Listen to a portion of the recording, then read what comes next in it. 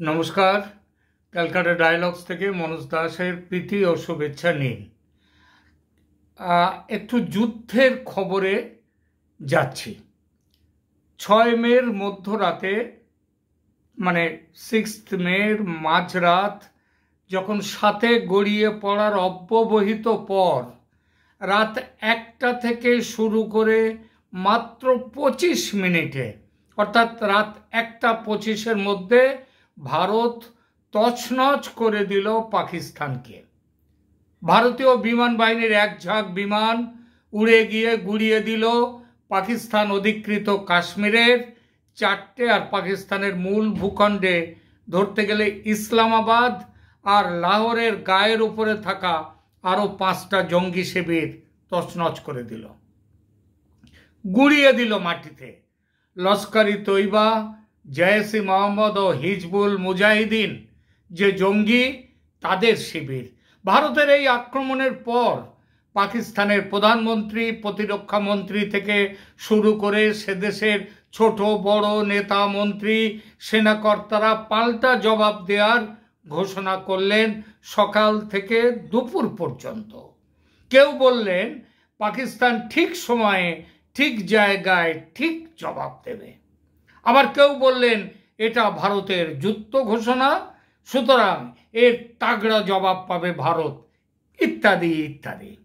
এইসব কথার মানে একটাই, তা হলো পাল্টা আক্রমণটা কিন্তু এখনো দিতে পারেনি পাকিস্তান। পাল্টা জবাব দেয়া হয়নি, শুধু মার খেয়ে গেছে। এখানেই শেষ নয়। সকালবেলায় যে গোঁসা বা তেজ ছিল পাকিস্তানি নেতাদের গলায়, মন্ত্রীদের গলায়, বেলা যত বেড়েছে সেই তেজের পারদ নামতে নামতে বিকেলের আগেই ফুস। এর আগে পাকিস্তানের সেনাবাহিনীর কেউ একজন, তিনি একটা বাইরের দিকে একটা বক্তব্য দিয়েছিলেন যে পাকিস্তান নাকি ভারতের 5খানা বিমান গুলি করে নামিয়েছে, যার মধ্যে রাফাল বিমানও পর্যন্ত আছে। এবং রাফাল বিমান নাকি একটা নয়, 2টো নাকি রাফাল বিমানও আছে। বোঝাই যায় দেশের লোকের সমালোচনা থেকে পিঠ বাঁচাতে এবং আন্তর্জাতিক দুনিয়ায় মান বাঁচাতে সেনা মুখপাত্র হোক কিংবা সেনার পক্ষ থেকে কেউ একজন জারি করেছে এই আপাদমস্তক মিথ্যে বক্তব্যটি। তারপর বেলা বাড়ার সঙ্গে সঙ্গে আস্তে আস্তে গায়েব হয়েছে এই 5টি বিমান ধ্বংসে করার দাবি। 5খানা বিমান ধ্বংস হলো ভারতের, আর পাকিস্তানের প্রধানমন্ত্রী, পাকিস্তানের প্রতিরক্ষা মন্ত্রী, ওই পাকিস্তানের বিলাওল ভুট্টো রক্তগঙ্গা বইয়ে দেওয়ার কথা যিনি বলেছিলেন ওই সিন্ধু নদীর দিয়ে, সেই তাদের মুখে একটা কথা নেই। হ্যাঁ, এটা কিরকম হলো? ভারতের 5টা বিমান ধ্বংস করলো পাকিস্তানি বীরের দল, অথচ এমন দুরন্ত ক্ষমতা দেখাবার পরেও মন্ত্রীরা চুপ। হ্যাঁ, সেনাপ্রধান আসিম মুনির তিনি তো গায়েব দৃশ্যপট থেকে।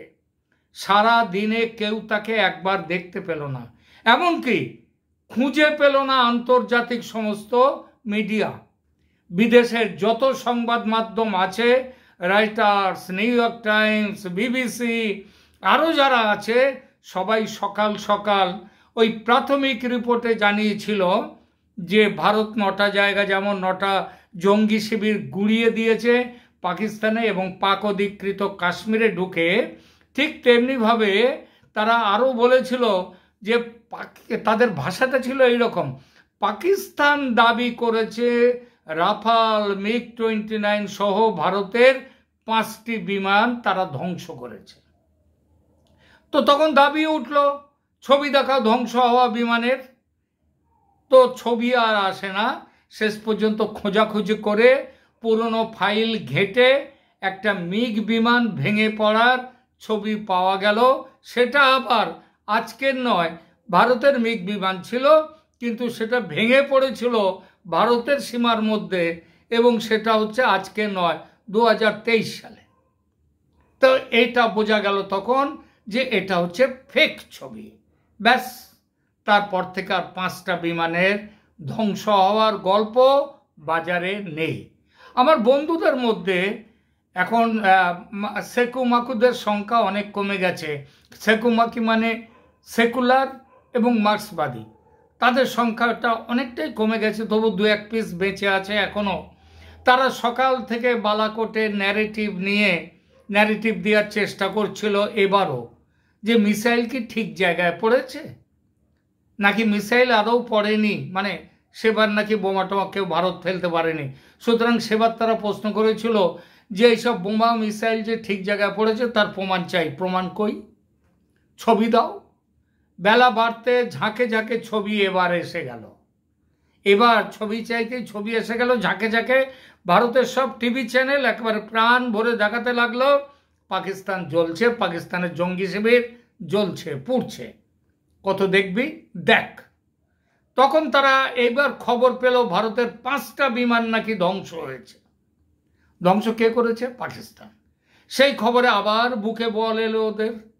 বেলা বাড়তে সেই ন্যারেটিভও ক্রমশ গায়েব হয়ে গেল এবং বিকালে পাকিস্তানের প্রতিরক্ষা মন্ত্রী খোয়াজা আসিফ তিনি বিদেশি ব্লুমবার্গ টিভির সঙ্গে একটি সাক্ষাৎকারে বললেন একেবারে নরম গলায়, সকালে সেই উঁচু গলা তেজি গলা আর নেই। তিনি বললেন কি, আমি ব্লুমবার্গ টিভির কথাই বলছি এখানে, পাকিস্তান রেডি টু, মানে তারা হেডিং দিয়েছে Pakistan ready to back down, minister stone shift after operation সিন্দুর। অর্থাৎ পাকিস্তানের সুর নরম হয়ে এসেছে ভারতের অপারেশন সিন্দুর দেখার পর। এরপরে খবরে আসছে hours after vowing a forceful response to India's military strikes, Pakistan's Defense Minister Khwaja Asif left room for dialogue, saying Islamabad would wrap up tensions if New Delhi backs down. অর্থাৎ ভারত যদি শান্ত হয় আর যদি কিছু না করে তাহলে পাকিস্তান ব্যাপারটার এখানেই ইতি টানতে চায়। পাকিস্তানের জিও টিভিকে দেয়া এক সাক্ষাৎকারে আসিফ খাজা আজকেই বললেন, আরও বললেন উইল, প্রথম সকালে, এটা সকালের খবর, সকালে উনি বলেছিলেন will respond with full force, will pay off this debt in the manner such debt is paid. অর্থাৎ আমরা একেবারে সতেজে সজোরে একে আমরা ভারতের এই আক্রমণের জবাব দেব এবং ভারত যা দিয়েছে আমাদের আমরা সেটা সুদ সমেত শোধ করে দেব। শুধু কি তাই, আরও জানিয়েছিলেন it will not take much time for us to respond, বেশি সময় না নিয়েই আমরা আমাদের জবাবটা দিয়ে দেবো। কিন্তু দুপুর গড়াতেই সব তেজ, ওই যে বললাম ফুস, 5টা বিমান ধ্বংসের গল্প আর কোথাও নেই, সব জায়গা থেকে সরে গেছে। ইতিমধ্যে ভারতের তরফ থেকেও বলা হয়েছে অপারেশন সিঁদুরে অংশ নেওয়ার সব কয়টি বিমান এয়ার টু ল্যান্ড, আকাশ থেকে জমিতে তারা মিসাইল নিক্ষেপ করেছে বিমান থেকে এবং বিমান যথারীতি মিসাইল বর্ষণ করে তারা সেই সালামত ভালোভাবে ফিরে এসেছে যেখান থেকে তারা উড়েছিল। ঠিক আছে প্রিয় দর্শক, এতক্ষণে আশা করি বুঝতে পেরেছেন পাকিস্তানের নাক আজ কাটা গেছে আর সেই কাটা নাক নিয়ে শান্তির পথ ধরে এগোতে চাইছে এখন।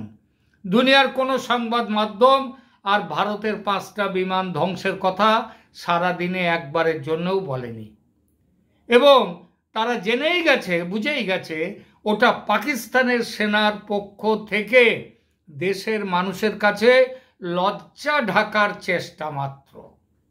বেলা ফুরুতে ফুরুতে পাকিস্তানের মানুষের কাছেও এটা পরিষ্কার হয়ে গেছে, কিন্তু শুনতে পাচ্ছি পাকিস্তানের মানুষ এটা মেনে নিতে পেরেছে, কিন্তু আমাদের কাছের দেশ, প্রতিবেশী দেশ, আমাদের খুব আপনজন বাংলাদেশের বন্ধুরা অনেকেই নাকি সেই সকালবেলার পুরনো মিথ্যে খবরকে আঁকড়ে ধরে পড়ে আছে এখনও।